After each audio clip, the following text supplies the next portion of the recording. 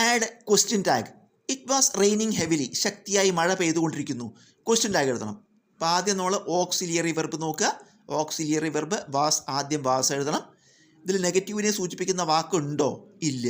അതുകൊണ്ട് വാസിൻ്റെ കൂടെ നമ്മൾ നോട്ട് ചേർക്കണം. വാസും നോട്ടും ചേർന്ന വാസിൻറ്റ്. പിന്നെ ഇത് ആളുകളെ കുറിച്ചല്ല പറയണത്, മഴയെക്കുറിച്ചാണ് പറയണത്. അപ്പോൾ അതുകൊണ്ട് ആദ്യം ഇറ്റാണ്, അതെഴുതി. ഉത്തരം wasn't it. A cruciverbalist is a person who designs. ഈ ക്രൂസിവെർബലിസ്റ്റ് എന്ന് പറഞ്ഞാൽ ഏതാളാണ്? ക്രോസ് വേർഡ് പസിൽ തയ്യാറാക്കുന്ന ആളെയാണ് പറയുക. അപ്പോൾ ഉത്തരം crossword puzzle. The teacher along with her students gone to museum. Teacher വിദ്യാർത്ഥികളുടെ കൂടെ മ്യൂസിയത്തിലേക്ക് പോയി. ഇപ്പോൾ ഇവിടെ രണ്ട് കാര്യങ്ങൾ കൂട്ടിച്ചേർക്കുകയാണ്. ടീച്ചറെയും വിദ്യാർത്ഥികളെയും കൂട്ടിച്ചേർക്കുകയാണ് എലോങ് വിത്ത് വെച്ചിട്ട്. അപ്പോൾ ആദ്യത്തേത് സിംഗുലറാണ്, ടീച്ചർ ഏകവചനാണ്. പക്ഷേ വിത്ത് ഹർ സ്റ്റുഡൻസ് ബഹുവചനാണ്. എലോങ് വിത്ത് വയ്ക്കുമ്പോൾ നമുക്ക് ആദ്യത്തേതിന് പ്രാധാന്യം കൊടുക്കണം. അപ്പോൾ ഇത് ആദ്യത്തേത് സിംഗുലറാണ്. അതുകൊണ്ട് ഓക്സിലിയറി വെർബും സിംഗുലർ ആവണം.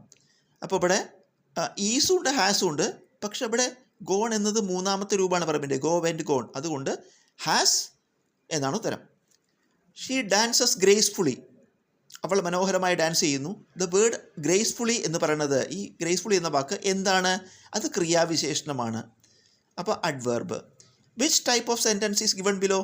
What A beautiful day. എന്തൊരു മനോഹരമായ ദിവസം. ഇത് ഏത് തരം വാചകമാണ്? ആശ്ചര്യം സൂചിപ്പിക്കുന്ന വാചകമാണ് exclamatory sentence. Antonym of the word vivid. Vivid എന്നുള്ളതിൻ്റെ പര്യായം വിപരീതം.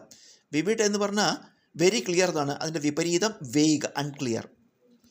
Everybody has been given covid vaccine. എല്ലാവർക്കും കോവിഡ് വാക്സിൻ കൊടുത്തു. ക്വസ്റ്റ്യൻ ടാഗാണ്. നമ്മൾ ആദ്യം ഓക്സിലിയറി വെർബ് എഴുതുക. എന്താണ്? ഹാസ് ആണ്. അപ്പോൾ ആദ്യം ഹാസ്. പിന്നെ ഇതിൽ നോട്ട് ചേർക്കണം, കാരണം നെഗറ്റീവിനെ സൂചിപ്പിക്കുന്ന വാക്കില്ല. അപ്പോൾ ഹാസിൻ്റെ കൂടെ നോട്ട് ചേർക്കണം. അപ്പോൾ ഹാസിൻ്റെ നാവും. പക്ഷേ അവസാനം നമ്മൾ എവരിബഡി, എല്ലാവരും എന്നുള്ളതിന് ദേ ചേർക്കണം. ദേ എന്നാണ് ചേർക്കേണ്ടത്. അപ്പോൾ ദേ പ്ലൂറലാവും കൊണ്ട് ഹാസും കൂടി നമ്മൾ പ്ലൂറലാക്കണം. അപ്പോൾ ഹാവായി മാറും. അതാണ് ഉത്തരം, ഹാവിൻ്റെ ദേ.